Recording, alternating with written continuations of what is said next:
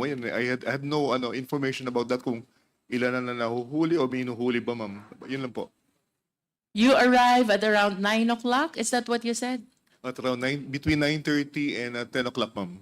9:30 and 10 o'clock of January 1. Yes, ma'am. DG Villanueva, anong oras at petsa niyo po ba tinurn over itong 11 Chinese nationals sa Bureau of Immigration? Mr. Chair, talagang, I'm sorry, talagang hindi ko ma-remember yung doon sa Arlene apartment na after operation At because at I least was focused more on the laboratory. On the kasi follow-up operation. I understand. I aside heard from you. follow-up, Mr. Chair, is nagdatingan kasi doon, yung briefing na kinakandak ko sa airport, Mr. Chair, is that ito yung kinikwento ko yung operation sa Dumoy. It's not really kung ano pa yung mga operation na andyan. Na andun yung top brass, kinuwento ko what happened. Kinuwento ko kung saan nagumpisa, kung saan natapos. Because after that, Mr. Chair, dumiretso na kami sa Dumoy apartment. Sa Dumoy laboratory. Ngayon, merong PDEA, composite ng PDEA, Davao City Police Office, and BID na nag-follow-up operation sa Arlene apartment in which wala akong personal knowledge na dumiretso sila sa Arlene apartment. Ang ano lang is follow-up. Because I'm more focused doon sa mga VIPs na naandun na to brief them on where dito saan ang enkwentro, itong machine na to, para saan ito, because naandun lahat, Mr. Chair. Naandun si late Secretary Reyes, naandun si General Aglipay, naandun si General De If I Leon. may interrupt, I understand that from your own testimony and that of Mr. Kidato, the reason why these key officials arrive in Davao is because of the Dumoy operation. Tama po ba? Yes, Mr. Chair. Would you not agree with me that the apprehension of the 11 Chinese nationals, if not part, is a follow-through of the Dumoy operation? Yes or no? That is post-operation investigation. In other words, it's a follow-through of the Dumoy operation. Don't you find it Yes, Mr. significant to include it in the briefing to the top officials who arrived for the purpose of that Dumoy operation? I was not aware of that post. I just ordered SPO for Carillo, o anuhan nyo yan, balikan nyo yan. But I was not aware during that time na magpa-follow up na pala sila during that time na nag-aasikaso ako ng mga VIPs on that following day. Are you trying to tell us, DG Villanueva, that when these key officials arrive, wala pang na-apprehend na 11 Chinese Wala nationals? pa, Mr. Chair. Wala pa po. Ang focus ko noon is ayusin sila dahil pupunta sila not because of this Chinese na inapprehend but because of the Dumoy anti-clandestine laboratory operation. I just want to share that based on the testimony of Colonel Las Cañas, these 11 Chinese nationals were brought to him by a police officer on the night of December 31. And that is the night before the supposed arrival and briefing that you are referring to. Well, I'm not preempting the truth, DG Villanueva. I am just trying to reconcile Yes. the facts that we are eliciting from this Quadcom hearing. Nevertheless, Mr. Chair, I just want to add to the request of the Honorable Kit Flores. I recall that during the previous hearings, Rose Nono Lin shared with us the Chinese passport of Alan Lim. So I wish to believe that in his previous so many travels, when going through the Bureau of Immigration, he's presenting and using these Chinese passports. And I believe that most of the passports, if not all, bear the thumbprint or thumb mark of the bearer of the passport.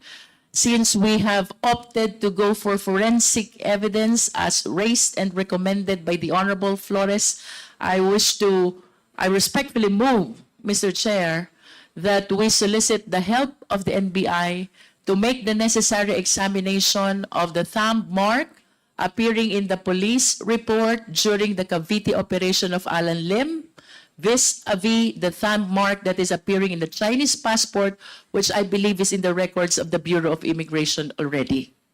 So move, Mr. Chair. There is a motion to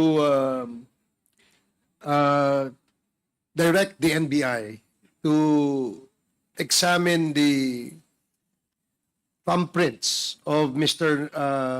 Alan Lim in order to determine whether Alan Lim and Mr. Lin Wei Xiong is one and the same person. Is that correct? So, any second? Second, Mr. Chair. Duly seconded. Any objections? Hearing none, the motion is carried. Comsec, please coordinate with the NBI.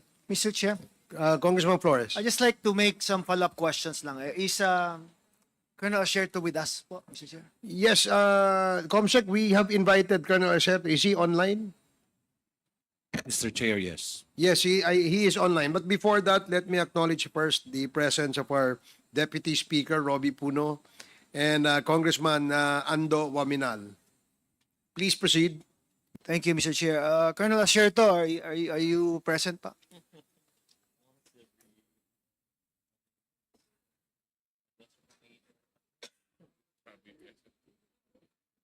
Is he, Comsec, is he online?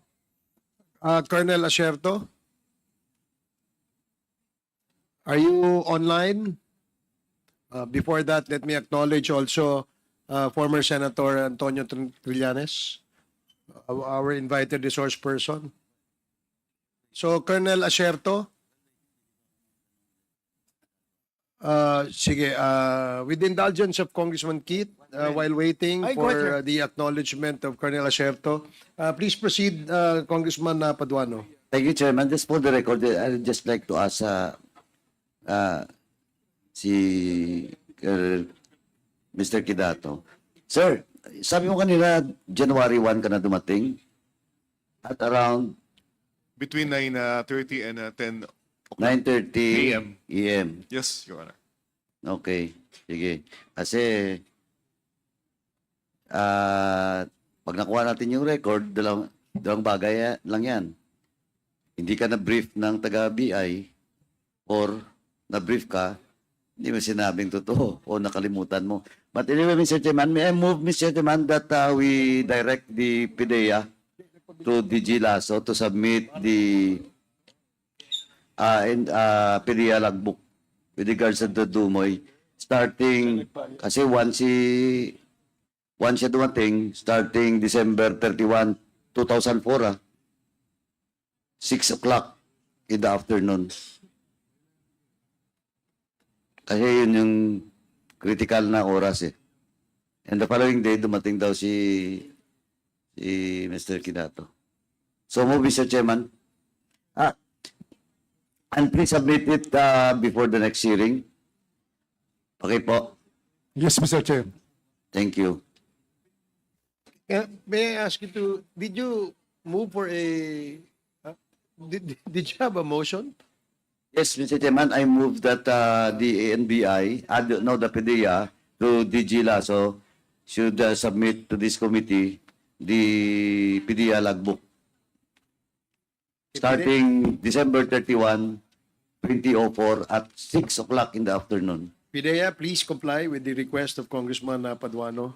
Thank you, Congressman Paduano. Please proceed, Congressman Flores. Thank you, Mr. Chair. Is Colonel Asherto already online? Colonel Asherto.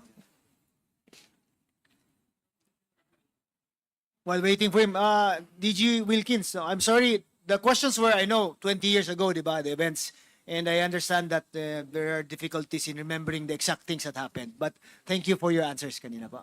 I just wanted to let you know na I appreciate the answers pa. Thank you, Mr. Chair. So, Colonel Asherto, is he online? Comsec?